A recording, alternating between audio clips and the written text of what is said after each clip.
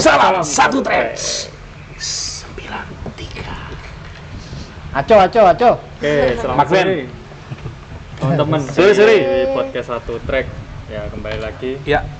Kita hari ini syutingnya agak cepet ya, biasanya molor Jumat, ini hari Kamis. Iya.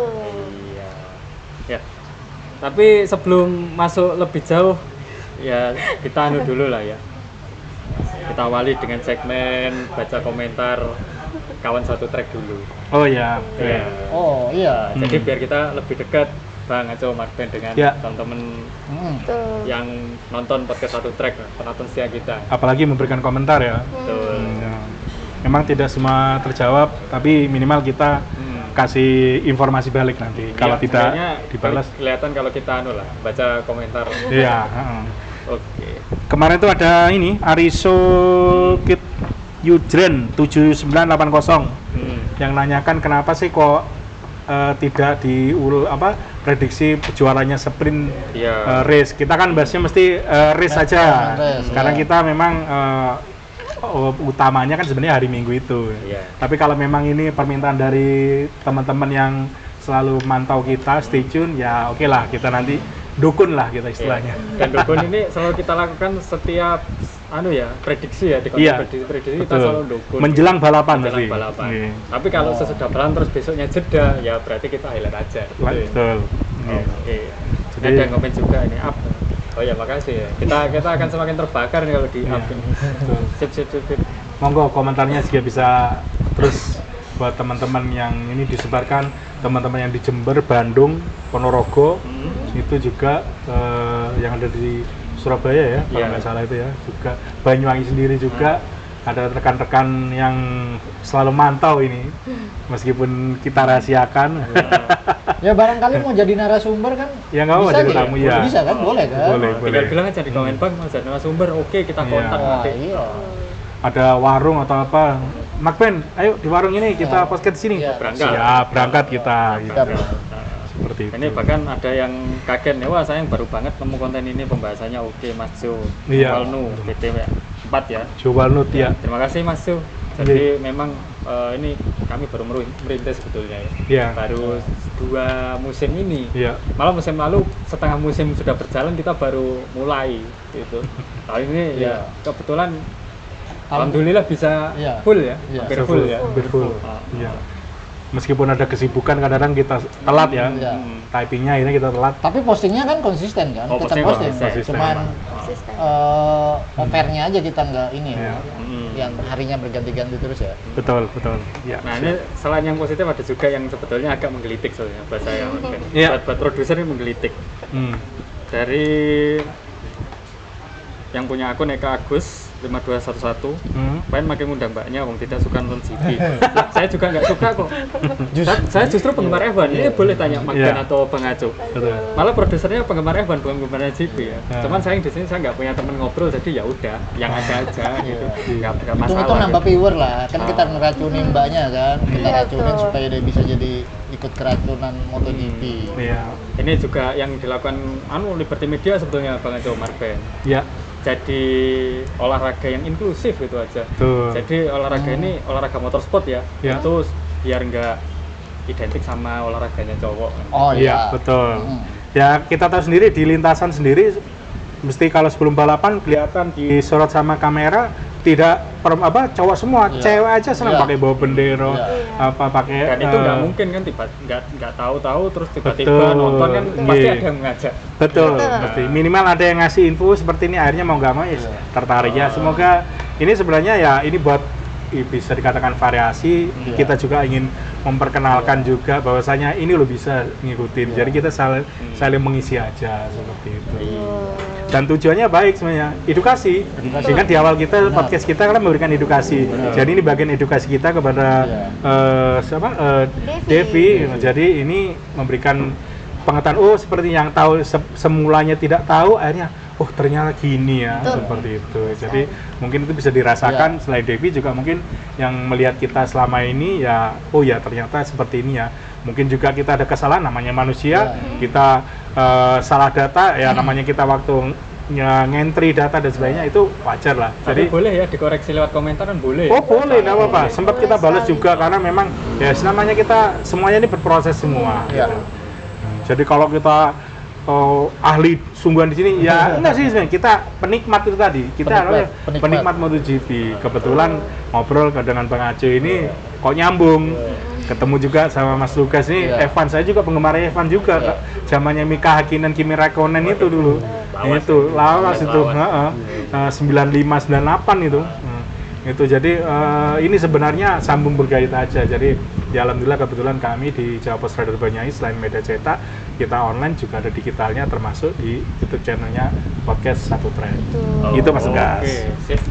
Terima kasih Mas Benny, Bang Ajo yang setiap minggunya selalu ngeracunin istilahnya. Kita ngeracunin orang-orang buat ayo kita nonton MotoGP ya gitu. Ayo nonton. Soalnya kalau sudah berhasil ngeracunin berarti kan sukses edukasinya. Iya. Dan ini juga programnya Liberty Media juga akhirnya sukses juga di MotoGP. Tapi memang bener loh, begitu namanya podcast kita dikirim oleh Mas Lukas di ini kita pasang di status, banyak juga teman rekan-rekan bagus terus lanjut gaspol lah gitu, senang menyukai status ya namanya teman-teman ya untuk yang kenal ini. Kalau ya secara luas ya itu tadi teman-teman ngirimkan komentarnya, ngasih saran masukan nih monggo silakan, terbuka kita gitu. Oke, ini sebelum kita masuk ke ranah yang lebih serius nih, seperti biasa Mbak Devi akan tanya-tanya dulu nih. Ada yang mau ditanyakan. Banyak yang mau soalnya ditanyakan. Kalau saya yang tanya, ya saya udah males karena udah tahu. Karena kan teman-teman tahu sendiri, saya tiap hari yang ngisi bagian berita di radarBanyuwangi.id ya kan, di bagian sport saya pasti tahu infonya. Tapi kan kalau buat orang awam, pasti ada sesuatu tentang balapan yang menarik untuk ditanyakan. Gitu. Betul. Mungkin Mbak Ajo siap ya? Siap insya Allah. Oke, kita serahkan ke Devi di segmen pojok track. Oke, baik. Pertanyaan pertama ini muncul karena ngelihat ternyata di balapan itu ada jeda tersendiri. Biasanya yang kemarin ini selama 1 minggu ya. Nah itu 1 bulan liburan. Malah ada 1 bulan. Ada 1 bulan. Juga. Oh gitu. Biasanya jeda kayak gini tuh dimanfaatkan pembalap itu untuk apa sih, Bang Ben? Mungkinkah untuk pemulihan fisik atau mungkin ditambah latihan-latihan lainnya, gimana Bang Ben? Ya, kalau yang jangka pendeknya kan 1 minggu ya. Katakanlah sekarang kemarin balapan, besok balapan. Yang jelas pastinya dia ada dari balapan yang sebelumnya dia mengevaluasi strategi yang digunakan kemarin di track ini itu berjalan sesuai dengan yang sesuai di kisi-kisi atau yang direncanakan. Karena apa? Semua akses untuk keluar masuk motor dari pit, pengaturan penggantian ban, ngatur bahan bakar meskipun untuk latihan dan itu semua terdata, terkontrol gitu. Itu kalau untuk yang jarak dekat. Nah, kalau untuk yang jarak jauh kayak liburan gitu ya, liburan musim. Nah, tengah musim ini biasanya paling banyak digunakan secara keseluruhan evaluasi mulai awal sampai musim berakhir pertengahan itu. Gimana progresnya? Mungkin ada suku cadang yang progresnya bagus dipakai di sini, kemudian strategi jelas karena setiap apalagi tim pabrikan ya punya ahli aerodinamika, suspensi, kemudian elektronik, kemudian ban, itu semuanya gabung perwakilan dari Michelin, kemudian dari Ducati Corsa itu, Ducati itu atau Honda, Yamaha itu punya semuanya. Jadi semuanya itu sebenarnya kalau liburan bisa dikatakan untuk tim yang tanda kutip belum bisa perform itu sebenarnya mereka tidak liburan sebenarnya, malah kerja. Ya kan Bang Ajo? Ducati aja yang menang kemarin yang bisa dikatakan sudah mengambil separuh musim dengan progres kemenangan yang bagus. Gigi Dalina ngomong jangan terlena karena tim Aprilia dan KTM saya sebut aja memang itu sudah mulai mendekat dan itu terbukti kan di seri setelah paruh musim Aprilia sama KTM ini tiba-tiba muncul mendekat gitu. Yamaha yang kemarin sempat bisa full sampai 4 kali kalau nggak salah ya, Quartararo ya, itu malah melempem semua pembalapnya Honda yang muncul sekarang. Jadi bisa dikatakan kalau jeda 1 minggu itu sebenarnya sangat berat sekali. Satu, pengangkutan logistiknya itu memang sudah ada vendor sendiri ya, tapi namanya pembalap itu mesti ada rapatnya sebelum dan sesudah itu mesti ada gitu. Nah, jadi jangka panjangnya sendiri ya itu tadi progres ke depannya kita harus gimana? Apa yang harus dicoba lagi untuk di sisa musim? Apalagi ada konsensi A, B, C, D. Ya konsensi A seperti Ducati dia nggak bisa apa-apa. Aerodinamika cuma 1 kali setahun.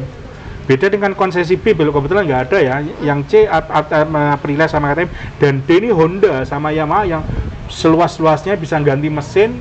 Besok malam Misano infonya V4-nya Yamaha mau turun karena getem-getem sudah Yamaha harus punya arah tujuan pengembangan yang bagus karena sudah mentok gitu. Mungkin Bang Aco mau nambahkan? Ya kurang lebihnya sama, cuman memang kita dilihat kalau dari segi pembalap, kalau memang ada jeda semisal kayak contoh kayak Martin atau ini yang Alex Marquez, mungkin dia lagi pemulihan Ya recovery. Kalau untuk tim sendiri biasanya evaluasi. Ya. Intinya setelah kejuaraan selesai pun itu tetap kegiatannya itu tetap. Jadi makanya walaupun nggak ada libur. Liburnya ada, tetap ada. Walaupun misalnya kayak pembalap yang sudah di atas angin aja katakan ya kan, dia tetap ada namanya evaluasi untuk bekerja karena dia satu kontrak satu kalender itu intinya untuk bekerja di tim. Untuk pembalap khususnya itu bagi pembalap yang sehat. Tapi kalau yang nggak sehat ya mungkin pemulihan ya sisanya mungkin yang quality time dengan keluarga, sisanya teman, ya. Kurang lebihnya sih sama tadi apa yang dijabarkan sama Mark Ben. Kenapa kok ada perlu recovery yang cedera? Sebenarnya kenapa? Kalau belum maksimal dia nggak diizinkan oleh dokter. Kalau dipaksakan bahayanya seperti kejadian yang terjadi kepada Martin. Dia memaksakan di Qatar akhirnya dia cedera lagi, akhirnya lebih panjang lagi. Makanya bener-bener kalau yang cedera kayak Alex Marquez, jujur aja Alex Marquez setelah cedera kemarin kayaknya prestasinya merosot. Itu kalau saya melihatnya loh.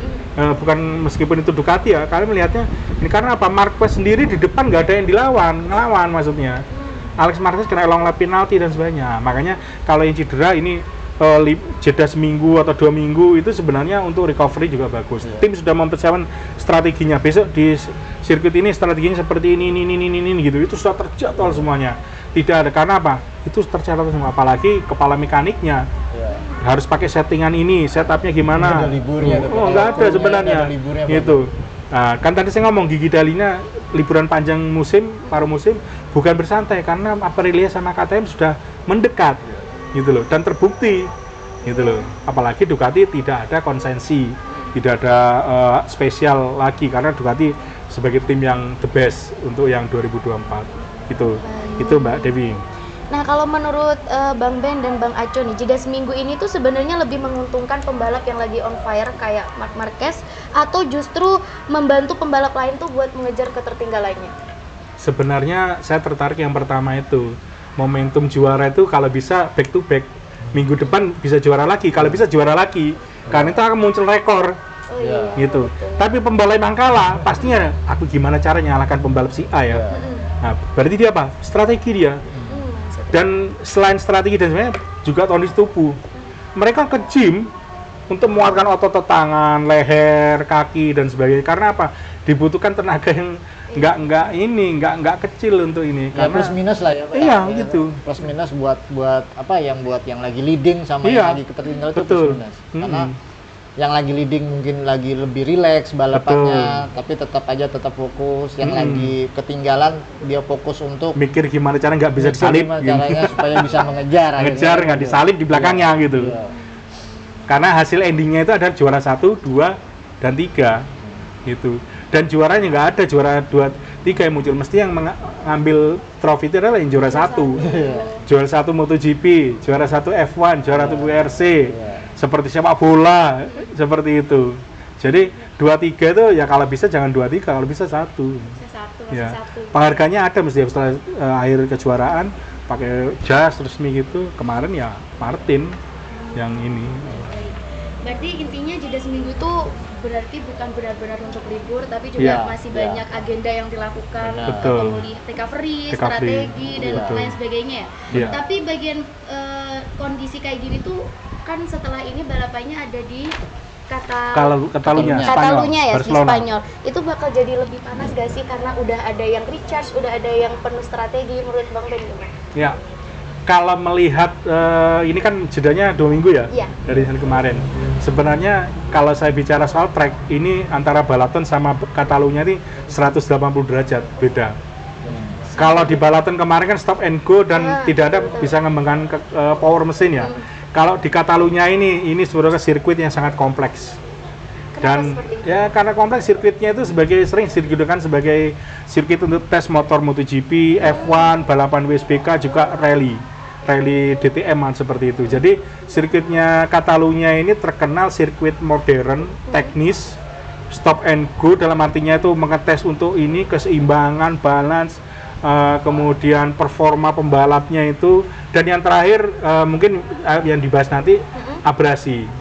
Di sana terkenal abrasinya sangat tinggi sekali terhadap ban, degradasinya. Jadi meskipun di awal dia mungkin bagus, tapi di belakang-belakang dia bisa kesalip keteteran kalau tidak menggunakan strategi. Itu gambarnya sih seperti itu.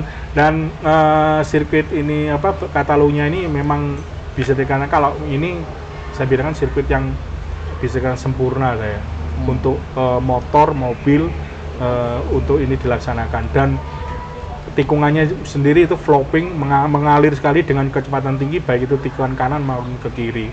Jadi ini kembali lagi perhitungan teknisnya, elektroniknya, pengaturan suspensi, kemudian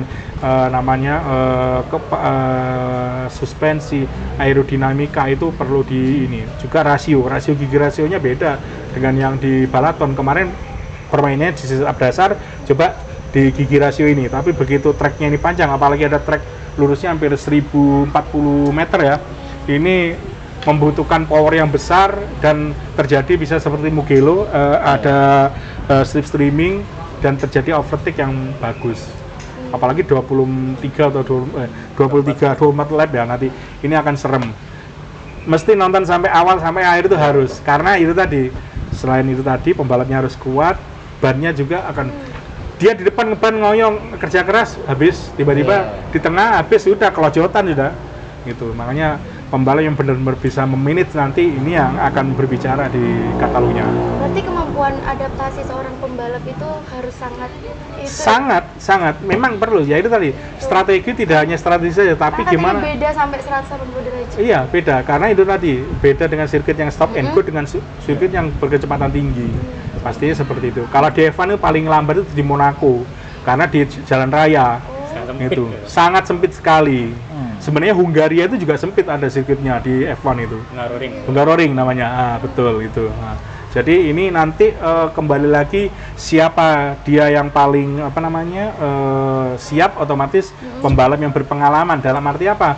Dia bisa memanage semuanya, ban, strateginya dia seperti apa meskipun disalip, nggak perlu ngoyo, gimana menjaga temperatur ban ini, pastinya akan sangat saya yakin menarik ini. Menarik. Ya. Kalau bergeser sedikit ke membahas masalah dukungan fans, pasti kan banyak pembalap Spanyol yang turun. Ya. Nah, suasana di Catalunya pasti rame banget ya, Bang Ben. Nah itu dukungan fans itu beneran bisa ngedorong semangat pembalap sampai beda performa nggak sih? Saya jawab iya. Karena biasanya persentase mungkin diberikan 100%, dengan adanya supporter di kanan kiri lintasan itu bisa mendapat 111% gitu. Jadi extra power, katakanlah ngerimnya mungkin jarak 50 meter, dia ngerimnya 30 meter, berani dia. Kata Bang Aceh, siapa ngeriman telat dia pemenangnya gitu. Nah, dan besok di Spanyol itu banyak sekali pembalapnya besok. Ada Acosta, ada Firman Aldeguer, ada Alex Marquez, kemudian ada siapa lagi ya? Paul Espargaro. Jadi ini tidak hanya berKTP Itali, tapi sekarang paspornya Spanyol ini. Besok biasanya pembalap Spanyol itu merajai di sirkuitnya, treknya sendiri gitu ya, nantilah dilihat. Kemarin aja yang terjadi di sirkuit Itali ternyata paspor Spanyol yang juara. Iya, itu kan di Mugello kemarin itu. Ya ini ya nggak tahu, balapan itu ya faktor luck ada terakhir ya. Ya intinya kalau sirkuit itu ada di Italia maupun di Spanyol itu biasanya bagus-bagus. Bagus-bagus, iya. Dan kebetulan treknya juga bagus. Iya, Mugello juga rata-rata legend. Pokoknya trek yang ada di Spanyol maupun di Italia itu legend. Klasik bisa dikatakan, unik dan klasik. Karena hampir semua pembalap suka ya di trek itu. Makanya pasti seru. Di Catalunya itu pasti seru. Karena itu sirkuit sudah tahun berapa itu mulai? Dia dibangun 91. Barcelona 91. Cuman mulai dipakai itu mungkin 2000-an lah, 2000 ke atasan. Iya. Kalau bahas masalah trek Catalunya lagi nih, katanya Ya. kan cukup teknis dan sering Ya. bikin drama-drama gitu ya. Ya. Apa biasanya faktor yang bikin balapan di Catalunya itu susah ditebak? Mungkin dari hal apanya, dari pembalapnya atau dari fansnya atau kayak gimana? Ya. Saya kira yang utama adalah gimana caranya pembalap itu tidak terlalu gerusa-gerusu, tidak terlalu emosi, adrenalinnya boleh sangat tinggi, tapi dia harus bisa tetap kepala dingin. Kembali lagi strategi. Karena kalau gerusa-gerusu otomatis dia bisa ndelosor karena ban masih dingin. Ingat aspal di Barcelona ini abrasif, sangat memakan ban, kompon ban sekali itu. Kemudian strategi jelas. Tapi kalau strategi itu kan diomongkan sebelum balapan dengan krunya. Tapi begitu di lintasan, pembalap melakukan strategi. Di saat mungkin temperatur bannya nggak normal, dia gimana cara menormalkan untuk memundurkan di belakang pembalap untuk menaikkan temperaturnya. Kalau dia aman ya sudah aman, tapi amannya ke depan kayak Bezzecchi mimpin setengah balapan ternyata masih disalip sama Marquez gitu. Jadi ya, ini kembali lagi kalau sudah di lintasan turun, pembalapnya yang bermain strateginya. Pitwall tim hanya ngasih info saja. Mungkin sekiranya, oh kamu ada istilahnya mapping 1, 2, 3, 4, 5, 6, 7, selama itu ada kode-kodenya sendiri. Itu yang diketahui oleh pembalap. Jadi kembali lagi strategi pembalapnya itu seperti apa. Yang jelas itu sudah dibicarakan dengan kepala mekaniknya, dengan timnya, oh nanti seperti ini. Nanti kamu sandalnya ada gini seperti ini gitu. Untuk yang terakhir nih, untuk pojok trek. Ya. Kalau dilihat secara keseluruhan, balapan Catalunya kan nanti lebih condong ke persaingan sengit antara pembalap papan atas atau mungkin bisa jadi ajang pembuktian buat pembalap yang sebelumnya underdog. Kalau di sini karena treknya ini kan lebih panjang ya, lebih saya bilang itu klasik dan teknis. Jadi saya kira semua pembalap sangat menyukai, sangat menyukai trek ini. Dan gimana cara dia menyukainya? Ya dia mencatatkan lap terbaiknya seperti apa. Jadi nanti pembalap dengan trek yang bisa mengembangkan powernya mesin, apalagi ini power mesinnya ini besar sekali, nanti bisa muncul. Saya kira nanti yang kemarin di balaton yang Honda powernya mohon maaf mungkin masih pas-pasan, bisa masuk 10 besar, bisa saja di Catalunya nanti bisa di belakang. Yamaha yang sudah di belakang bisa lagi semakin ke belakang nanti seperti yang kelihatan. Yang jelas kalau saya lihat ya Ducati tetap di depan, kemudian di belakangnya itu saya bilang KTM. Karena Acosta beberapa 3 seri ini KTM progresnya bagus. Setelah itu Aprilia emang itu garis besarnya. Oke, baik. Itu aja Mas Lugas, saya kembalikan ke Mas Lugas lagi. Oke, terima kasih Devi Ya. untuk pertanyaan yang bagus Pertanyaan di yang segmen bagus. Pojok Trek. Alhamdulillah saya jawab. Pojok Trek kan memang pertanyaan gampang-gampang, Bang. Iya. Iya, tenang aja. Tenang. Nggak akan keluar dari kisi-kisi kalau di Pojok Trek. Karena Pojok Trek ini kan istilahnya kalau di website kita nyebutnya konten evergreen sebetulnya. Evergreen yang mana ya kontennya santai aja sebenarnya. Iya, Cuman betul. kan pasti orang banyak yang ingin tahu gitu loh. Iya. Kolo-kolo lah saya, kolo-kolo pengen Iya. tahu kan gitu. Iya. Perkumpulan orang awam yang ingin Iya. tahu. Iya. Ya. Ini juga ya, Bang, bagian segmen untuk edukasi ya. Iya, Edukasi betul. teman-teman yang mungkin masih belum paham seluk-beluk mungkin tentang sirkuit Catalunya Spanyol tadi Iya. yang sedikit disinggung ya sama Mhm. Devi. Oke, Bang, kita langsung masuk ke segmen utamanya di Pojok Iya. Trek sore hari ini. Seperti biasa kita kalau mau balapan kita pengen tahu juga profil sirkuitnya. Ya. Sirkuit Catalunya sendiri, Bang Benny, Iya. data teknisnya seperti apa, silakan. Oke, jadi sirkuit Catalunya Spanyol ini dibangun tahun 91, tadi Bang Aziz sudah ngomong, berlokasi di Montmeló, 20 km dari kota Barcelona. Itu sama kayak sini ke Rogo Jambi berarti. Banyak Rogo Jambi ya, karena setengah jam kalau nggak macet. Kemudian sirkuit ini didesain memang sangat teknis sekali dan menantang karena kompleks sekali tikungannya, kemudian trek lurusnya, terus kemudian kecepatannya tinggi, mengalir dan sebagainya. Dan sirkuit ini juga sering digunakan F1 juga, WSBK, MotoGP termasuk dan yang lainnya. Sirkuit ini didesain oleh Hermann Tilke, memang perancang F1 ini, perancang F1 sirkuit itu ya. Memang perancang sirkuit ya, bukan perancang sirkuit. Ini yang paling luar biasa, top itu. Nah, kemudian ini trek lurusnya ini 47 meter ya. Ini di sini nanti otomatis kalau sudah treknya 1 kilo lebih trek lurus, motor yang punya power besar ini akan menjadi sesuatu yang gila-gilaan nanti. Aksi slipstreaming, overtake ini jelas akan lebih banyak terjadi karena dengan adanya panjang trek itu maka mengembangkan gimana caranya titik pengereman mengatur ya kayak Mugello sama kurang lebih 1100 di Mugello itu. Dan karakteristiknya sendiri sirkuit ini sebenarnya karakter semua cepat mengalir. Jadi kalau rekornya kemarin sih memang Aprilia bagus dia karena flowing mengalir itu. Ducati juga ya mau nggak mau untuk sementara motor yang paling bagus di grid ya di situ, meskipun GP2 memang mesti dikatakan ada masalah sebenarnya gitu. Kemudian yang sebenarnya yang ada di tikungan 3 itu ya, itu ada tikungan yang sangat ini ya ikonik ya, tikungannya ke kanan itu panjang saya ngeri itu. Jadi itu sangat ini sangat mendebarkan. Kemudian kalau cuplikannya dulu tuh kemarin ada Martin tuh sampai elbow-nya turun motornya ini, tapi dia turun sekali, ada itu bisa dilihat di videonya. Itu mungkin Bang Aco bisa ini untuk sektor 1, set 2, 3 itu seperti apa? Kalau makanya kalau setahu saya ingat saya Catalunya ini kan memang banyak fight ya Pak ya. Banyak pertempuran.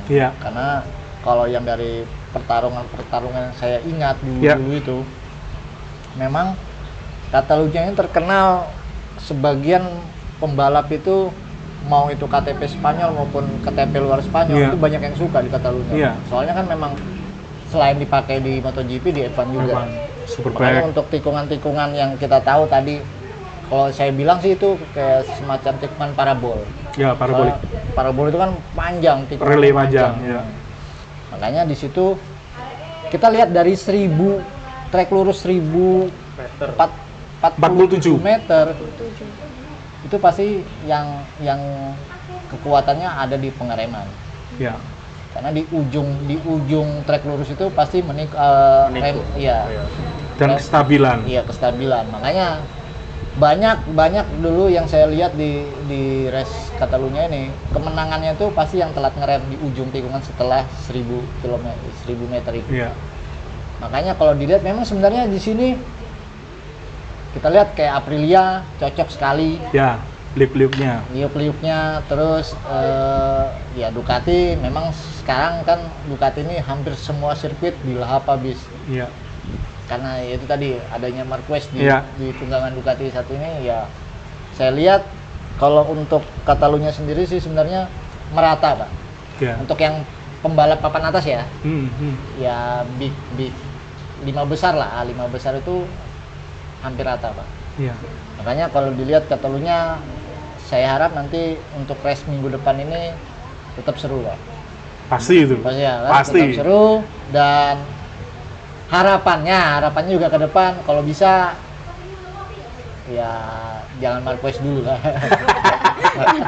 Sulit tapi kayaknya. Ya itu memang sangat sulit Pak. Ibaratnya karena yang bisa mengalahkan Marquez itu hanya Marquez sendiri. Kan? Tapi harapan penggemar ini, harapan penikmat supaya bisa menikmati sampai akhir kalender. Kalau bisa melewati Mandalika lah. Jadi balapan ini kalau bisa direm-rem dulu. Direm-rem dulu lah. Harapannya gitu. Tapi kalau memang disikat habis sama Marquez ya sudah. Oke. Siap. Nah, ini tadi sirkuitnya di Spanyol. Ya. Ini Spanyol ini termasuk salah satu negara yang hobi menelurkan pembalap nih. Benar nggak Bang? Betul, pembalap juga banyak, pembalap juga pemain bola juga. Jadi selain Italia, Spanyol yang banyak di MotoGP ini. KTP Spanyol dan Italia. Gitu. Ini untuk pengetahuan aja Mbak Dewi, berbanding terbalik sama yang F1-nya. F1 F1 malah lebih banyak pembalap Inggris soalnya. Inggris dan koloni. Inggris Raya. Inggris Raya dan koloninya yang paling banyak. Hamilton, Leclerc. Itu banyak itu. Oh ya, saya mau menambahkan ya untuk di Barcelona sirkuitnya ini sampai ada beberapa pengamat yang mengatakan bahwasanya di sektor pertama itu khusus seperti itu menguji kecepatan dan stabilitas. Kemudian di sektor kedua itu dapat untuk gimana caranya menekankan tentang keseimbangan ban. Di sektor 3 itu lebih teknis lagi, menguji tentang konsistensi di mana memaksa pembalap ini untuk mengandalkan skill pengereman itu tadi dan akselerasi yang bagus. Jadi ini makanya tadi di awal kita singgung bahwa sirkuit Barcelona sangat kompleks dan semua pembalap suka karena semuanya bisa berkembang gitu loh. Kalau di balapan kemarin mohon maaf kurang begitu berkembang. Yang membahayakan saya ingat karena Barcelona ini motornya jatuh itu masih dalam track. Untungnya tidak apa-apa gitu loh. Kalau di Barcelona ini wah tontonannya jelas sangat lebih menarik dan yang terakhir memang Catalunya dikenal dengan yang tadi saya sampaikan abrasif aspalnya. Jadi bisa dikatakan abrasif itu kan memakan ban, licin, bisa dikatakan licin. Pembalap yang terkenal dengan low grip itu ya Marc Marquez lagi. Nah, tinggal nanti gimana memanage ban. Yang siapa bisa memanage bannya paling bagus, strateginya bagus, mengelola bagus, nggak apa-apa wes mungkin di depan, tapi dia kalau memaksakan bannya cepat habis, airnya yang belakang masuk. Nah, jadi nanti ini pasti akan kejutan. Siapa yang tahu sendiri beberapa seri kemarin yang bisa memanage ban dengan bagus sudah kelihatan siapa gitu. Yang agresif itu ya jujur aja Acosta itu agresif. Ernea itu halus, Ernea. Firman Aldeguer itu halus, pemakaian memanage bannya bagus. Gitu. Jadi nanti siapa yang di sana nanti selain pengeremannya titik pengeremannya paling bagus, kestabilannya, tapi tetap yang utama adalah gimana cara menjaga ban itu agar bisa tetap utuh sehingga akhir balapan. Apa caranya? Ya tidak gerusa-gerusu. Jangan main agresif itu. Jangan main agresif, iya. Makanya harus smooth, halus. Ya, pengalaman jam terbang ya. Justru karena kalau agresif terus sering-sering sliding cepat habis. Iya, paling ya. setengah pertengahan lomba sudah keteteran udah. Ini lagi yang perlu mungkin Mbak Dewi tadi agak miss ya. Ini sebenarnya bagus ditanyakan Mbak sebetulnya. Itu kalau sampai bannya habis itu kira-kira apa yang terjadi? Yang terjadi satu di lintasan kayak berjalan di atas kaca. Bayangkan ya, motor jalan di atas kaca seperti apa? Licin, nggak ada cengkeraman, sudah gitu. Padahal itu bisa diganti. waktu belok Nggak bisa. Bisa aja. Bisa kalau waktu. Di saat itu. Oh, nggak bisa. Kalau balapan nggak bisa kecuali flag to flag. Hujan. Ada cuaca yang Tiba-tiba hujan, membutuhkan harus ganti. Marshal ngasih info bahasa boleh swipe, tukar kendaraan baru boleh. Nah, yang boleh ganti ban itu Devan malah boleh. Jadi memang kalau Devan kan ada aturannya Mbak Devi. Misal 1 kali balapan Mino harus ada 1 sampai 2 kali pit stop harus ganti ban. Tapi Iya. sempat kok kemarin itu gara circuit mana itu Pak? Kayaknya pernah sempat ganti ban walaupun nggak cuaca hujan. Ada. Saya lupa nanti ya. Nanti kita kulik itu. Nah, iya tuh. Iya. Karena MotoGP saya perhatikan paling termasuk hampir nggak pernah ngadain pit stop. Nggak pernah. Beda dengan Eva yang mungkin diwajibkan malah kalau dia. Jadi 1 kali balapan harus pakai misal kompon medium. Nanti harus beda kompon lagi, nggak boleh medium semua kayak gitu. Harus medium. Karena itu strategi kan, gitu, jadi salah satu strategi ya. Iya. Seperti itu. Jadi kalau memang bannya ini udah mau habis nih, kan tidak boleh langsung ganti gitu Iya. aja. Iya. Itu pembalap Iya, apa yang tetap di lintasan. Di lintasan, iya. apapun yang terjadi itu. Iya. Ya tinggal ritme gaya balapnya Gitu. si pembalap akhirnya. Tapi kan sudah diperhitungkan bahwa ban ini untuk digunakan bisa untuk sampai 20 lap, 24 lap Sudah seperti itu. diperhitungkan. Cuman dengan gaya balap yang agresif, sekarang gini, mau naik motor ngebut dengan yang santai boros mana? Yang ngebut, gitu. Berarti kalau dengan naik motor kecepatan tinggi dengan yang jalan santai, ban yang cepat habis, ya sudah. Gitu. Nah ini nanti pertanyaannya lambung lagi nih Mas B. Sebetulnya kalau mau dikulik lagi sebenarnya bisa nih buat pojok track tadi. Iya. Nah, ini kan soal ban. Kalau yang kita tahu ban itu ada komponnya. Iya. Biasanya ada soft, medium sama hard biasanya. Atau yang biasa sering disebut ban slick ya, secara umum ya. Slick. Kemudian ada juga ban wet, intermediate atau yang full wet seperti itu. Bang Ben, untuk cuaca cerah saja. Ya. Perbedaannya apa sih di antara 3 kompon ban? Oke, tadi dari ban itu sebenarnya untuk yang slick itu kering. Jadi ada soft, medium, sama hard. perbedaannya jelas ini kalau semakin lunak, otomatis ban itu akan semakin lengket di aspal. Catatan waktunya juga lebih bagus. Kalau medium di tengah-tengahnya, dengan hard dia butuh pemanasan yang lebih agak lama. Temperaturnya mungkin butuh 5 lap, baru 7 lap dia baru sudah bisa performnya sudah oke. Tapi kalau soft, begitu di track langsung gitu. Kalau medium masih butuh waktu juga. Nah, antara soft dengan hard ini bisa dikatakan waktunya hampir 1 detik bedanya. Katakanlah soft ke medium bisa dikatakan antara 0,4 sampai 0,6 per 1000 detik. Untuk soft dengan hardnya kurang lebih bisa 0,8 atau sampai 1 detik gitu. Juga sebaliknya dari medium ke hard bisa antara mungkin setengah detik 0,5 sampai 0,6 per 1000 detik. Itu aja mempengaruhi kemenangan. Karena apa? Kemenangan motor kadang-kadang difoto di kamera itu hanya terpaut 0,006 per 1000 detik. Nah, itu. Detik sangat berpengaruh. Gitu aja. Kayak di F1 di Monaco, ini saya bilang Monaco, ada itu namanya cafe itu di depannya ini. Dia makan ini, wing wing wing wing, motornya sudah sana dah. Seperti itu. Jadi wing wing wing, mau gigit ini mobil sudah satu detik itu bagaikan dari sini ke Karangente itu. Itu. Jadi yang tadi seperti itu. Nah, kemudian ada ban namanya ban basah. Ban basah itu juga sama, wet sama full wet. Ada medium. Cuman yang kebanyakan sekarang kalau dulu-dulu medium intermediate itu ada. Kalau sekarang nggak ada, langsung full wet. Nah, kalau ban basah ya otomatis digunakan saat trek basah. Kalau slick digunakan di ban basah, temperaturnya tidak sama, stabil, otomatis seperti kaca tadi. Nah, kemudian juga sebaliknya, ban basah kalau dipaksakan di kering karena temperaturnya beda akan hancur, cepat hancur. Bukan rusak, hancur. Itu. Karena temperaturnya komponnya berbeda.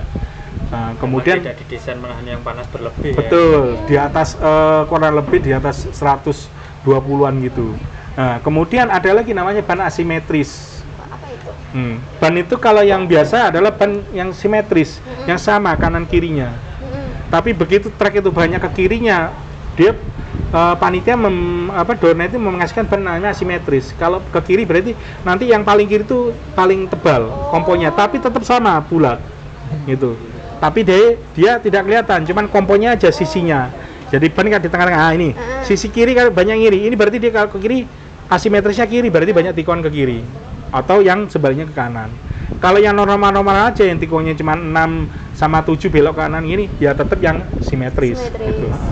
Jadi perhitungan ban itu sendiri juga harus temperaturnya juga harus benar-benar sesuai. Karena apa?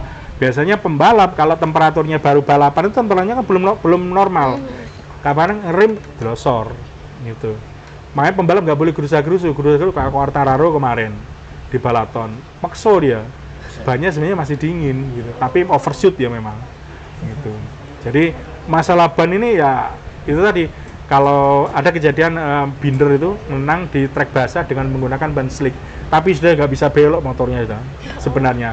Tapi hampir kesalip dengan pembalap yang sudah melakukan swipe, yang sudah ganti motor dengan ban basah itu tahun 2021 kalau nggak salah, ingat saya itu. Jadi ini soal ban itu ya semuanya. Jadi tidak asal ban ini. Dan ban itu sebenarnya, mohon maaf ya, kalau ban balapan ini dicowak gini aja sudah koak gitu ban itu. Beda dengan bermotormu ya. Kalau ban ini koakan gini tangan kamu yang akan hitam. Kalau ban balap itu apalagi kena temperatur gitu. Dan semakin banyak trek itu dilintasi oleh karet, itu semakin karet itu akan melengket dan semakin lengket motor itu. Maka rebahannya juga semakin bagus. Ayo kayaknya di sirkuit baru pembalap berusaha nempelin karet ban sebanyak mungkin di lintasan.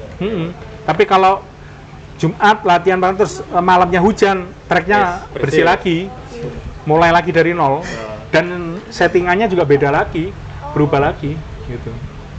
Mungkin itu. Tadi balapan nggak hanya soal mesin dan pembalapnya, tapi juga soal ban. Iya. Ada strategi bannya di situ. Betul. Oke, lanjut ke topik berikutnya, Mas Ben. Iya. Rekor di Catalunya Spanyol siapa sih pembalap yang istilahnya ahlinya ahli lah di lintasan Catalunya ini? Silakan Mas Ben. Ya, di Catalunya jelas orang Spanyol ya. Ya, siapa ini? Siapa ini? Alex Pak RT, Oh, Pak Alex RT. Espargaro. Oke. Jadi tahun 2024 itu dia masih memegang sebagai lap sepanjang masa ya, dengan catatan waktunya 1 menit 38 190 detik. Kemudian pole position juga kemarin Pak RT Alex Espargaro di 1 menit 38 detik 190 detik. Kemudian lap balapan terbaik itu Acosta. Oh. Di 1 menit 39.664. Jadi antara lap sepanjang masa sama lap balapan ini beda. Karena kalau lap balap sepanjang masa atau pole ini paling cepat. Kalau pas balapan dia strategi, otomatis dia lap time-nya lebih lama, lebih beda. Nah, kemudian top speed-nya masih dipegang kembali lagi Paul Espargaro tahun 2023. KTM berarti. Aprilia. Oh. Aprilia. Aprilia waktu itu ya. Aprilia. Paul. 335 km per jam. Paul Espargaro. Iya, Paul Espargaro. Itu. Dan kemenangan terbanyak di sini mulai dulu sampai sekarang ternyata masih dipegang Rossi dengan 7 kali kemenangan, kemudian Lorenzo dari Spanyol, Rossi tadi dari Italia, tahu ya? Oh iya tahu. Kemudian Lorenzo itu 5 kali. Sering muncul dulu di iklannya salah satu merek motor. Oh gitu ya. Nggak mungkin kalau nggak tahu. Tahu. Dan Quartararo 2 kali untuk kemenangan terbanyak. Kalau pole terbanyaknya sih masih Rossi dengan 4 kali, Duhen 4 kali, kemudian ada Lorenzo 3 kali. Itu. Ya. Ini masih belum Marquez masih belum bisa mengejar ya untuk rekornya Rossi ini. Belum bisa karena ya Marquez kan hanya menang di sirkuit ini tahun 2014 sama 2019 ya, seingat saya. Iya, sejak dia terjun di MotoGP kelas di tahun 2013. Tapi gitu. sudah itu pernah di Catalunya ya? Oh iya, keket-keketan ya. Cuman belum menang karena pembalap baru. Kan ada masanya kan. Iya. Ini nanti 5 tahun, nanti 10 tahun ganti seperti itu. Oke, lanjut Mas Ben ke sprint dengan race tahun lalu. Ya. Mas Ben, silakan. Oke, untuk yang sprint yang tahun kemarin 2024 kembali lagi ya tadi Pak RT ya. pemenangnya ya. Kemudian ada Marquez dan Acosta. Nah, kemudian kalau 5 besarnya si Martin sama Ernea. Nah, kalau untuk race-nya Pecco di di sprint itu jatuh ya. Kemudian kalau di race-nya Bagnaia nomor 1, keduanya Martin, ketiganya Marquez. 4-5-nya Pak RT, Digia sama Fernandes. Kalau di sini yang sering muncul namanya Martin sama Marquez, saya kira ya pembalap ini saya kayaknya akan berbicara banyak lah. Tapi dalam artinya jangan lupakan Bezzecchi ya. Karena Bezzecchi Mr. Comeback ini wah, ingat KTM sama Aprilia ini sekarang lagi mendekat sekali dengan Ducati. Soalnya kan tahun kemarin tuh Ducati semua ini berarti Pak? Iya, Ducati betul. Enggak? Iya kan? Iya, betul. Di race-nya. Betul, itu. Di Gia kan 5 gitu ya. Jadi sebenarnya karena itu tadi 1000 meter trek lurusnya power motor yang besar kemarin GP24 terbukti.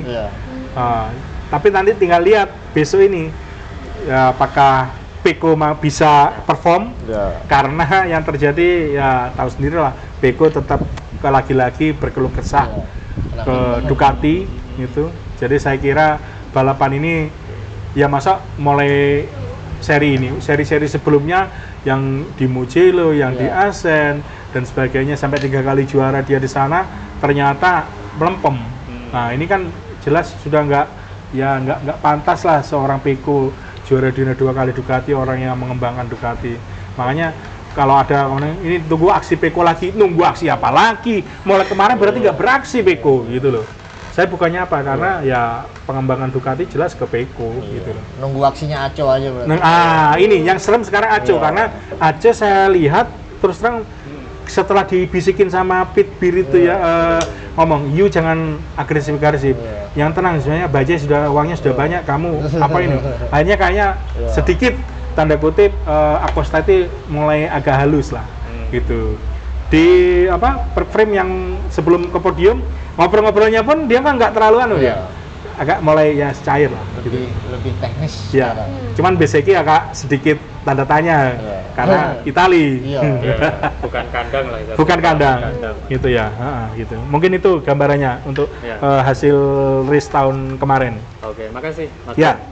Oke, teman-teman kita lanjut ke ke prediksi per tim. Ya.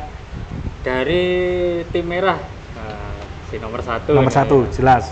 Ducati. Iya. Nah, ini kalau Ducati humasnya Mas Ben ini. Iya. Mau nggak mau harus Mas Ben. Mas Ducati di Catalunya nanti seperti apa perkiraan performanya? Ya, yang jelas seperti yang disampaikan Marquez, sepanjang dia mampu melihat ini dia untuk istilahnya mampu di depan, dia akan di depan. Seandainya dia butuh mungkin hanya di belakang, dia akan mencoba bertahan di posisi 2 lah katakannya.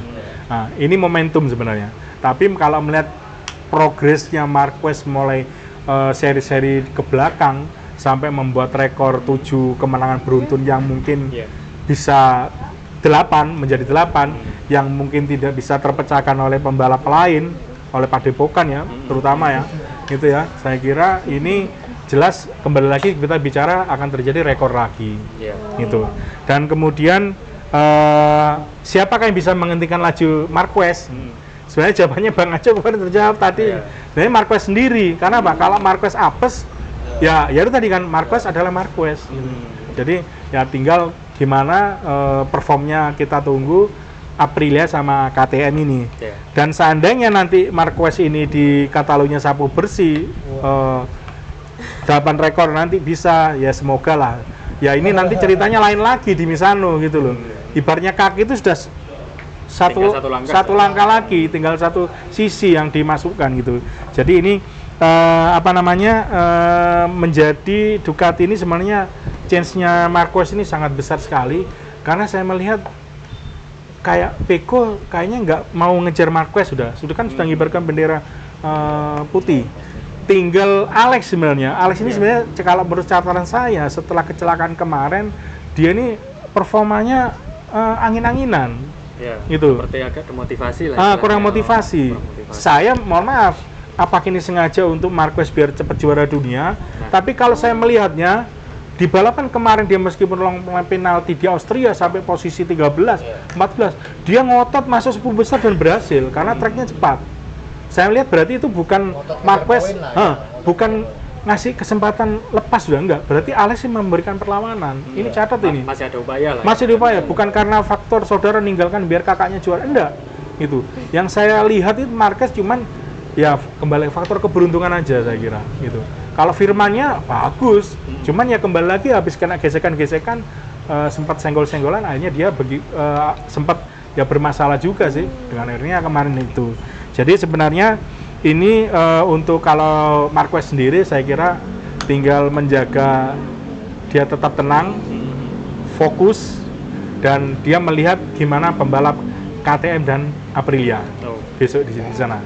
Ini sekalian Mas Ben soal Pecco katanya menemukan sesuatu hal yang akhirnya kembali. Ini menurut Mas Ben gimana? Gini, Pecco itu menyampaikan sendiri ya di balaton ya, dia menemukan sesuatu yang dia tidak pernah temukan sebelumnya dan ini dia rasakan seperti merasakan GP24.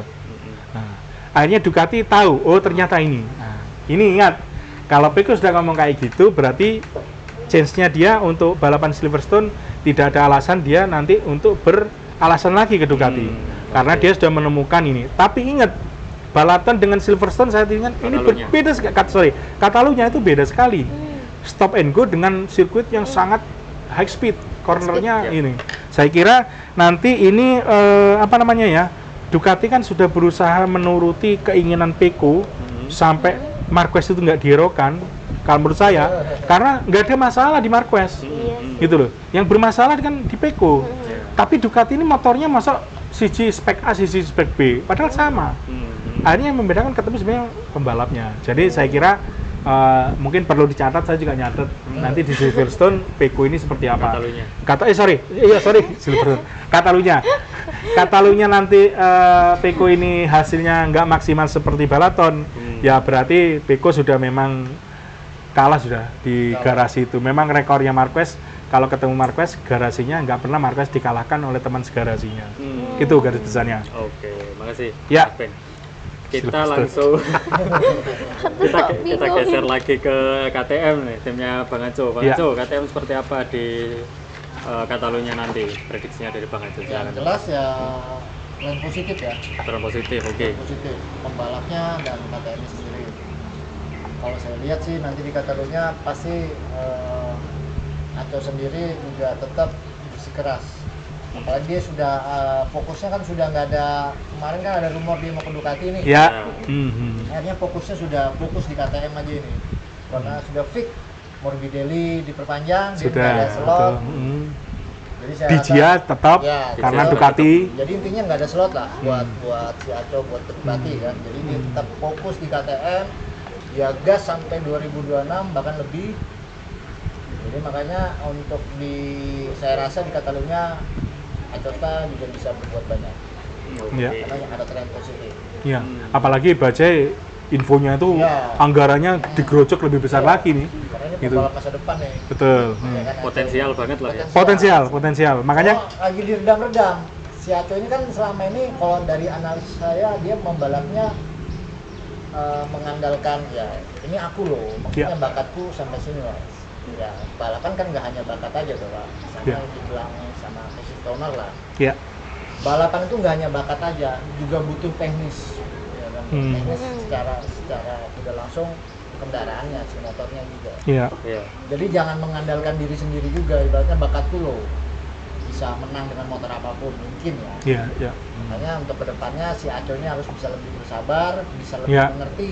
Nah, lebih dewasa. Ya, lebih bisa lebih mengerti potensi si KTM sendiri. Makanya supaya bisa balapan berikutnya dia bisa, kalau bisa ya di depannya Marquez. Iya. Supaya balapan makin panjang. Tapi enggak juga sih. Iya. Karena harapannya si Alex ya. Alex, iya. Bukan Betul. si Aco, penentuannya memang ada di Alex. Di Alex, iya. Cuman harapannya yang jelas KTM trennya positif. Aco juga sekarang sudah fokusnya di KTM. Iya. Saya kira dengan saya sambung terkait dengan KTM ya, Binder sama Ernia itu kemarin 3 seri ini pokoknya bisa 10 besar. Iya. Ini bagus. Yang penggantinya aja Paul Espargaro bisa sempat memberikan perlawanan, bisa mengalahkan pembalap aslinya gitu. Saya kira ini kan kelihatan finalis yang digantikan. Iya, finalis yang karena saya. Jadi ini progresnya KTM ini memang wah harus ya, apalagi itu tadi kucuran dananya sudah semakin besar. Jadi kira pembalap mungkin nggak kepikiran, nggak bisa kemari. Karena balapan kan butuh fokus dan ketenangan. Itu saya kira itu. Okay. Geser ke Aprilia yang juga mengancam dominasi Ducati musim ini. Betul. Ben, Aprilia seperti apa di GP Catalunya nanti? Ya, yang pertama saya ucapkan Martino is back. Oke, Martino is back. Siap. Ya, karena apa ya? Dengan cedera yang dialami, dia kemarin sempat P4 ya, finish 4 ya. Ini suatu luar biasa ya. Balapan luar biasa, seorang yang cedera dan bisa comeback seperti itu. Malah infonya kalau nggak salah ya, 12 pembalap kemarin disalib sama dia. Seri kemarin itu. Ya. Jadi ini suatu ya apresiasi lah buat Martin. Jadi menunjukkan Martin sebenarnya yang awalnya merasa ragu mau lompat, saya kira sekarang sudah menemukan rumahnya nyaman. Gitu. Rumah nyamannya apa? Aprilia. Sudah mulai gitu. kerasan ya. Karena kemarin kan rumornya kan ingin berontak dari kontrak, balik lah istilahnya. Iya. Dan akhirnya ketika pada saya data sudah anteng ya, sudah diselesaikan sama Aprilia. Ya. Dan ini tidak hanya Martin yang menunjukkan, Bezzecchi juga menunjukkan dia bisa perform juga ngasih perlawanan ke Marquez kemarin meskipun endingnya tetap dikalahkan oleh seorang Marquez. Tapi kita melihat Aprilia ini saya bilang yang bagus sekarang saya lihat di pabrikannya. Kalau di track house-nya ini Ogura sama Raul Fernandez ini mohon maaf angin-anginan lagi gitu loh. Nggak konsisten. Padahal kemarin sempat ada info bahwasanya motor yang di Aprilia ini settingannya Martin dipakai oleh Ogura. Tapi ternyata begitu sekarang Martin comeback, saya melihat apa ya istilahnya kayak ya apa ya chemistry atau ruhnya Aprilia ini kayaknya nyatu ke Martin gitu loh. Makanya ini patut ditunggu di Silverstone. Catalunya kok Silverstone. Semoga tidak terjadi sesuatu yang ini karena apa? Ingat sirkuit ini butuh konsentrasi dan kemarin juga pas waktu di solidarity untuk yang Valencia yang banjir itu ya, mungkin di video ada itu Devi, dia elbow sampai rebah sekali ke Martin itu. Dan di sini tahun kemarin dia menasbihkan sebagai juara dunia tahun 2024 gitu. Kuncinya di Catalunya. Dan ini menjadi momentum sebenarnya. Dengan adanya seperti itu, saya bilang tadi, kalau di lintasan dia 100 semangatnya, ada penonton, kemudian pernah juara, bukan 111 lagi, biasa 121 gitu. Tapi ojo terlalu agresif gitu. Mungkin itu dari saya, Bang Ajo. Bang Lukas. Bang Ajo ada tambahan mungkin? Ya kurang lebihnya seperti itu tadi. Kalau Martin ini memang, kalau Martin ya Pak ya, Ya. saya rasa karena recovery-nya sudah bagus nih, mulai membaik ya, cedera-cedera kemarin kan juga banyak jeda, habis jeda panjang, habis ini jeda 2 minggu. Ya. Terus progresnya dia mulai kemarin Bagus. Peningkatannya itu jelas ya Pak ya. Sampai dia ngasih tanda step by step. Ya. Nah, itu. Jadi, makanya untuk race kali ini di Catalunya saya rasa Patut Martin ditunggu. juga patut ditunggu karena KTP Spanyol pula. Iya. Dia juga habis mengunci gelarnya terakhir Di sana, jadi makanya momentum, jadi banyak kenang-kenangan yang di musim lalu. Mungkin ini juga jadi pembalasan Martin ke Bugatti. Pelampiasan, iya. Pelampiasannya ya. Betul. Menarik gitu. Bagus. Menarik ya. Rame ini, pasti rame. Iya, pasti. Khususnya KTP Spanyol. Ya, sesama KTP sama Spanyol ya. Dan perlu dicatat lagi, tadi seperti yang saya bilang di awal, KTP Spanyol ini banyak di MotoGP. Iya, banyak. Iya, betul, gitu. Dan pastinya balapan besok ini pasti akan jadi balapan tuan rumah buat sebagian besar pembalap MotoGP. Iya. Dan pastinya karena balapan di rumah, ya mau tidak mau semangatnya harus lebih daripada balapan di tempat Iya. lain kan gitu. Tapi pastinya KTP Itali nggak mau tinggal diam lah. Ya, Oh, apalagi iya. kan Gitu. musim kemarin Iya. Bagnaia yang Betul, dan juara. Juara bertahan Bagnaia. Makanya kita lihat, saya catat tadi. Maknanya kita lihat di Iya. besok ini seperti apa. Oke. Gitu. Oke, Mas Ben, ini besok di Catalunya ini bisa dibilang musim terakhir pengembangan mesin inline-nya Yamaha. Oh, iya. Setelah itu kan pasti desus-desusnya, info yang beredar itu Yamaha akan pakai V4 di San Marino, Misano. Setelah Ini setelah Catalunya lah ya. Menurut Mas Ben sendiri gimana nih untuk Yamaha dan sekalian adiknya ya Pramac sekalian lah, Ya. kita baca di satu Oke. di Catalunya besok akan seperti apa? Silakan Mas. Oke. Yang pertama sebenarnya saya juga aneh juga ke Yamaha ya. Kemarin pabrikan itu sempat menonjol di 4 kali pole ya, tapi balapannya tidak beruntung. Dan di 2 seri kemarin juga sebelum balaton itu di mana itu ya, itu 4 pembalapnya ada di belakang, Honda yang di depan, dan kemarin juga gitu. Saya kira Red Bull bukan itu. iya, ya, di Red, di Red Bull. Iya. Itu 4 pembalapnya di belakang semua itu, di luar poin itu. Itu makanya kan aneh gitu. Nah, seperti yang kita singgung di podcast tahun sebelumnya, yang kemarin-kemarin, kita singgung bahwa Yamaha ini bingung. Makanya kan sekarang yang dilaksanakan mau memutuskan pakai mesin V4 itu adalah sebenarnya dari manajernya saya ngomong. Dia menegaskan bahwa di Misano akan menggunakan itu ditunggangi oleh Augusto Fernandez sebagai wildcard-nya, test rider-nya. Itu pun atas desakan Quartararo. Karena Quartararo itu pembalap ibaratnya di Honda itu Marquez. Ngomong A diikutin.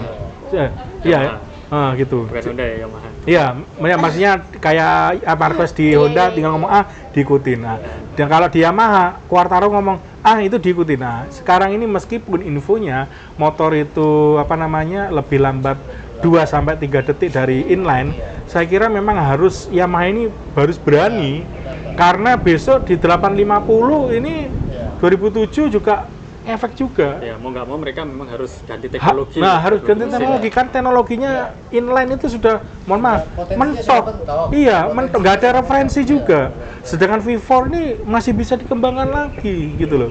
Hanya mengubah sudut geometri aja cengkeraman bannya beda gitu loh. Jadi itu pun memberikan efek yang luar biasa. Ya, mohon maaf ya, kita flashback aja. GP24 itu geometrinya agak ke depan. Sedang GP25 itu geometrinya agak ke belakang, makanya cengkeramannya lebih bagus yang sekarang gitu. Cuman ada kendalanya di itu tadi, stabilitasnya pengeremannya masih gitu. Nah, kemudian Untuk Pramac-nya sendiri sih sebenarnya Miller ya. Jack Miller ya, kembali lagi diinfokan pastinya dia bertahan di Yamaha. Karena apa? Miller ini pembalap yang berpengalaman di V4, di KTM, juga di Honda, juga di Ducati. Istilahnya pembalap yang sudah punya senior, pengalaman. Orang yang punya pengalaman itu jelas dia punya nilai lebih dan tahu oh ya seperti harus kiri ini seperti ini. Makanya Quartararo itu meminta kepada Yamaha agar Miller ini dipertahankan meskipun sekarang sih sebenarnya belum diumumkan secara resmi. Tapi rumornya nanti itu selain di Pramac itu kan Topak masuk ke Pramac. Nah, cuman Oliveira ini padahal di kontraknya masih ada. Nah, bisa saja nanti ini kita nggak pernah jujur aja selama balapan MotoGP pernah disebut namanya Alex Rins nggak pernah kan? Jarang. Bisa saja nanti ini saya ya beropini ya Quartararo akan berpasangan dengan Miller. Nanti Oliveira atau Rins-nya yang bersama ini Pramac atau Oliveira ke Superbike. Gitu. Tapi kalau melihat desusnya memang dua pembalap Yamaha pabrikan satunya satelit tentang Rins sama Oliveira ini saya lihat di 2025 ini kurang begitu bagus ya. Kurang bersinar. Kayak ya ditelan meskipun belum sampai menang Yamaha Quartararo dengan pole position ya. Saya kira itu dari saya. Makanya ini nanti kalau seandainya hasilnya kalau kita melihat di Barcelona nanti Catalunya ini Yamaha saya kira ya mungkin masih di belakang lah gitu kalau saya. Oke, sekalian kita sambung karena tadi pabrikan Jepang kita lanjut ke Honda dan adiknya LCR ya. Oh iya. Mas Ben ini gimana Honda di Catalunya besok ini dan mungkin karena bahas Honda sekalian saya tanyakan juga nih John Mir kira-kira apes lagi nggak besok di Catalunya? Oke, kalau saya melihat Anda ingat kembali lagi Barasil Balaton kemarin Honda progresnya bagus, tapi di Balaton stop and go. Marini ya bisa, gitu. Nah, dengan di sirkuit di Catalunya ini, saya kira ya Honda harus ekstra kerja keras karena Honda sudah ngomong di trek lurus dia kehilangan berapa kilometer per jam, kurang lebih antara 6 sampai 8 km per jam, bisa 10 km per jam. Itu dalam satu lap di trek lurus, jadi lebih lambat. Jadi Honda akan bersusah payah, tapi dengan istilahnya hasil yang didapatkan di Balaton ini saya kira juga sangat bagus sekali. Kemudian yang jelas info terbarunya Marini sudah jelas diperpanjang kontraknya oleh Honda, positif. Gitu ya. Kemudian di LCR sih sebenarnya diperpanjang adalah Zarco. Satu kembali lagi seperti Miller dia pembalap senior. Dan herannya Zarco ini dikontrak 2006-2027. Oh, panjang. Panjang. Satu-satunya pembalap yang resmi diinfokan dikontrak untuk di era generasi mesin 850. 2007. Iya, Zarco. Sedangkan Joan Mir sepertinya ini kan ada Somcat ya di Somcat itu infonya ini yang terbaru Honda itu kan tertarik dengan di Comeira yang dari Brasil itu, paspor Spanyol. Moto2. Nah, itu infonya yang terjadi bahwasanya di kontrak Honda 3 tahun untuk menggantikan Somcat Cantrang. Tapi kalau nggak salah itu masuk Marcos Geng nggak? Iya, masuk Marcos Geng yang akademi itu. Tidak hanya pada pokok, nanti ada kita bahas khusus itu. Jadi malah menghilangkan pembalap Asia akhirnya. Yang ini saya mau nyambung itu. Padahal di Honda itu LCR itu adalah pembibitan pembalap dari Asia. Minimal itu seperti Nakagami, itu kemudian ini Somcat, itu kan mewakili Asia. Yang terjadi kalau ini mulai di ini masuk ke LCR, nggak ada sudah pembalap Asia ke MotoGP. Ini sangat disayangkan. Sedangkan pembalap Asia yang ada sekarang ini Oigura. Iya. Oigura. Makanya ini Oigura juga tahu sendiri angin-anginan. Padahal kemarin di awal kan cocok dia. Aprilia kita sempat prediksi wah ini bagus kuda hitamnya. Ternyata kuda hitamnya sekarang Firman Aldeguer. Kalau menurut saya, gitu ya kan? Sepakat kan kita ya? Sepakat gitu ya. Jadi nanti ini yang menjadi catatan di Honda sebenarnya dengan adanya Marini kemarin juga karena diperpanjang dia sukses sama Zarco ya. Itu pokoknya bisa menunjukkan potensinya di saat motor Honda ini bisa dikatakan dia biasa saja gitu loh. Jadi ini sebagai reward dan saya kira tepat juga Honda merekrut Zarco. Saya sepakat karena dia berpengalaman. Cuman satu lagi, kalau Marini sudah diperpanjang lagi, saya kira Marini harus lebih berani, gitu. Saya kira Marini kan, ya mohon maaf, kayak pokoknya cek ombak dia. Sekiranya dia lempar, wah dalam, enggak sudah. Kayaknya gitu yang terjadi, main aman. Nah, intinya main aman. Saya nggak kepingin Honda karena Honda itu pabrikan MotoGP tersukses. Ini malah bahaya kalau misalnya pembalapnya main aman. Lah itu ada pengembangan. Betul. Gitu. Makanya kan sebenarnya Honda ini butuh pembalap pengembang. Nah, Marquez jelas nggak mungkin sudah, meskipun Honda sudah tanda kutip pernah menawarkan nilai sangat fantastis. Ini termasuk sering diucapkan Mas Benny, teman-teman. Jadi Honda butuh pembalap pengembang. Pengembang, iya, memang. Menurut Mas Ben, siapa yang kira-kira bisa gitu loh untuk dijadikan pembalapnya Honda gitu? Pembalap Honda?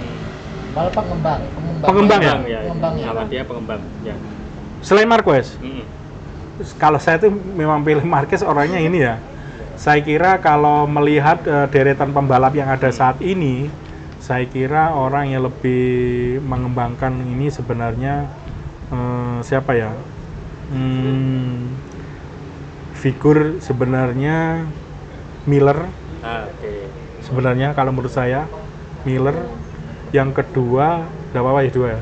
Yang kedua itu kalau melihat dari track recordnya ini sebenarnya ini apa namanya Acosta. Aco malah nih. Gitu. Kalau dari pengalamannya saya Miller. Kalau dari agresivitas, agresif, dia masih mengejar ini ya, tidak Marini, mohon maaf, yang itu aja. Acosta, itu dua orang itu. Saya ambil yang senior karena Miller banyak sudah menunggangi ya, gitu. Kan sangat disayangkan kalau Acosta jadi pengembang aja, Pak. Ya, tetap kan sebagai tim pabrikan dia, pengembang, maksudnya sebagai yang di depan. Karena Honda sekarang nggak ada kiblatnya. Marini adem-adem saja. Joan Mir, mohon maaf, apa tadi? Apes diseruduk itu. Terus Johan Zarco bisa memenangkan, itu aja sebuah prestasi. Somkiat catatan lapnya hampir tertinggal 2-3 detik. Makan di track yang paling agak ngeri itu hampir 4 detik kemarin, 3,8 saya lihat antara Marquez dengan Somkiat itu. Padahal itu, waduh. Jadi saya kira kalau menurut saya Miller sama Acosta. Kalau memang itu dua orang itu sudah, Acosta ini lagi getol-getolnya memang perlu wadah dia. Gitu loh. Saya kira itu kalau dari saya. Bang Lukas. Sip. Ya, terima kasih Mas Ben dan Bang Aco. Nah, ini sedikit ya yang kita singgung minggu lalu. Kita ada segmen gosip namanya. Jadi kita akan membahas sedikit-sedikit gosip panas yang mepet jurang lah istilahnya. Iya. Yang di luar orang-orang banyak tahu seperti ini. Ya kayak minggu lalu kan Mark Ben aja kaget ada isu seperti itu ya. Iya. Kemarin kalau teman-teman ada yang lihat, wah Mark Ben bilang loh, saya orang Daniel Marquez kok sampai nggak tahu. Iya. Ini di pekan ini ada info mepet jurang nih. Tadi Bang Aco yang ngasih tahu saya waktu ngobrol sebelum take nih, Mas Ben. Soal kontraknya Morbidelli nih yang diperpanjang 1 tahun di 2026.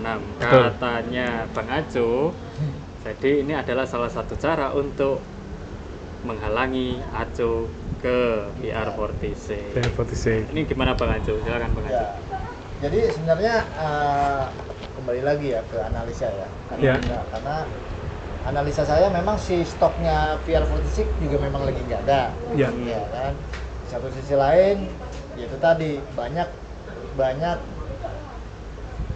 yang bilang slot Ducati ini harus dipenuhi nih.